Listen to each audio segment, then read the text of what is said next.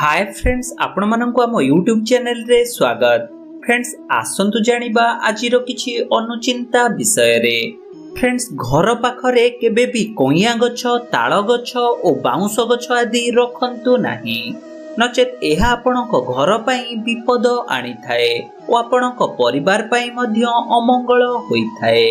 Friends, गुरुवार ओ शनिवार दिन लोहा जातीय जिनिस घरु काहाकू दियंतु नाही किंबा बिकंतु नाही, नचेत एहा आपणक गृह पई अमंगल होई थाए। फ्रेंड्स, ज्योतिष शास्त्र अनुसार दशमी और द्वादशी तिथि रे पोई एवं एकादशी तिथि रे केबे भी सिंह खांतु नाही, नचेत एहा आपणक शरीर पई ओ आपणक परिवार पई अमंगल होई थाए। एहा सह फ्रेंड्स, त्रयोदशी तिथि रे पितामाता बाईगण खाइले सेमानंक संतानंक पई अमंगल होई थाए।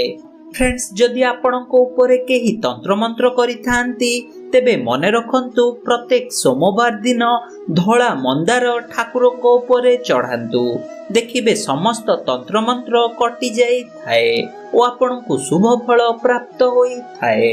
फ्रेंड्स, केबे भी रविवार दिन आमिष खांतु नाही एवं केबे भी क्षीर हुअंतु नाही, नचेत एहा आपणक पई अमंगल होई थाए। जर किंबा काश हेउथिबा लोकंकु केबे भी क्षीर पीबाकू दियंतु नाही, नचेत एहा तांको स्वास्थ्य प्रति हानिकारक होई पारे। फ्रेंड्स, रविवार पान, सोमवार दर्पण, मंगलवार मिठा, बुधवार दिन पान मधुरी, गुरुवार रे तुलसी, शुक्रवार रे खसा और शनिवार रे अदा खाई यात्रा कले आपणक यात्रा शुभ होई थाए ओ आपणकु निश्चित भावे शुभ फल प्राप्त होई थाए।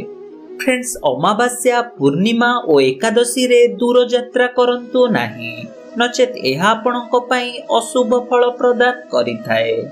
केबे भी वर्षा दिन रे खाई सारिबा परे एवं महु सहित दही खांतु नाही, नचेत एहा आपणक स्वास्थ्य प्रति हानिकारक होई थाए। फ्रेंड्स, घरर कबाट झरका उपरे केबे भी पालाटा लुगा किंबा गामुछा आदि रखंतु नाही, नचेत एहा आपणक गृह पई अमंगल होई थाए।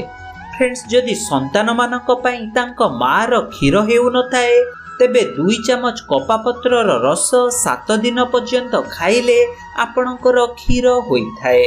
फ्रेंड्स, वास्तुशास्त्र अनुसार जदि घरे सर्वदा अभाव लागि रहुची तेबे एक छोट पितल ढाल रे कॉइन को भर्ती करी आपणक गृहर पश्चिम दिगरे रखी दियंतु, देखिबे आपणक घरे अभाव और शांति दूर हेबो ओ आपणकु खूब शीघ्र सफलता प्राप्त हेबो। फ्रेंड्स, सर्वदा मने रखंतु केबे भी टंका रखुतिबा आलमारी रो मुह दक्षिण दिगकु रखंतु नाही, एहा छड़ा अन्य जेउ दिगकु रखिले मध्य शुभ होई थाए। फ्रेंड्स, पूजा रे जांला कदली भोग कले बहुत शुभ होई थाए एवं शिवंक लिंग रे चढ़ाइले आपणक पई मंगल होई थाए।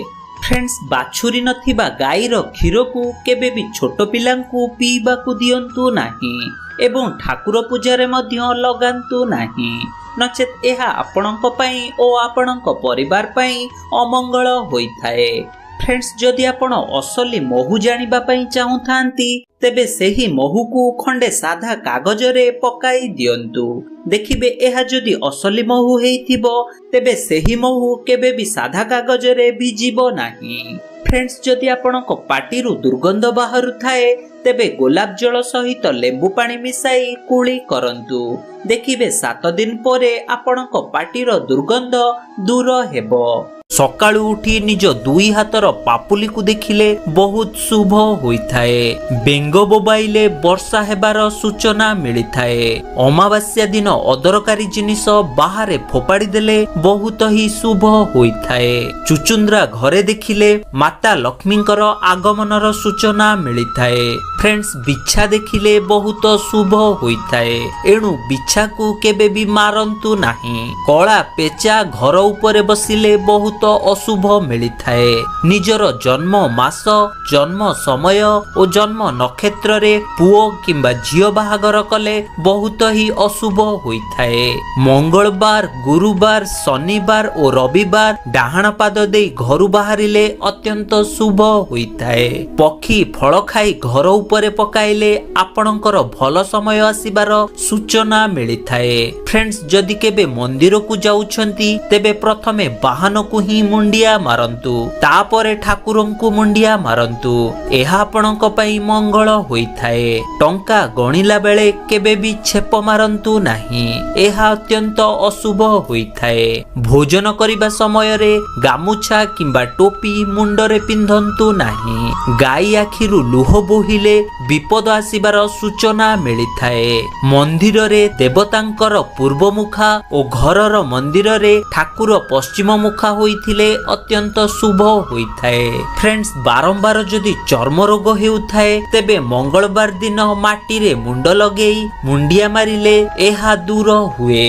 ବାସନ ମାଜିଲା ବେଳେ ବାସନର ଶବ୍ଦ ଅଧିକ ହେଲେ ବହୁତ ଅଶୁଭ ହୋଇଥାଏ। ତ ଫ୍ରେଣ୍ଡସ୍, ଏ ଥିଲା କିଛି ଅନୁଚିନ୍ତା ବିଷୟରେ ଯାହାକୁ ଯଦି ଆପଣ ମାନେ ପାଳନ କରନ୍ତି ତେବେ ଆପଣଙ୍କ ପାଇଁ ଓ ଆପଣଙ୍କ ପରିବାର ପାଇଁ ଅତ୍ୟନ୍ତ ମଙ୍ଗଳ ହୋଇଥାଏ। ଫ୍ରେଣ୍ଡସ୍, ଭିଡିଓଟି କିପରି ଲାଗିଲା ଆମକୁ କମେଣ୍ଟରେ ନିଶ୍ଚୟ ଜଣାନ୍ତୁ ଓ ଭିଡିଓଟିକୁ ଗୋଟେ ଲାଇକ୍ କରିନେବା ସହ ଆମ ଚ୍ୟାନେଲକୁ ସବସ୍କ୍ରାଇବ କରି ନିଅନ୍ତୁ ଓ ପାଖରେ ଥିବା ବେଲ୍ ଆଇକନକୁ ମଧ୍ୟ କ୍ଲିକ୍ କରି ନିଅନ୍ତୁ। ଧନ୍ୟବାଦ।